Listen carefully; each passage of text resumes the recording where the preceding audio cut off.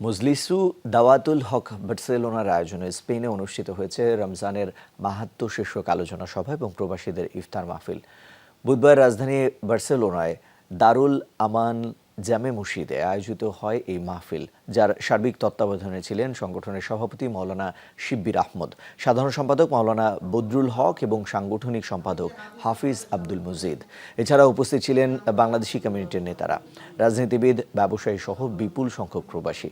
মাহফিলে বক্তব্য রাখেন সংগঠনের সহ সভাপতি মাওলানা শরফ উদ্দিন আজাদ, দারুল আমাল জামে মসজিদের ইমাম ও খতিব মাওলানা ইলিয়াস হোসেন।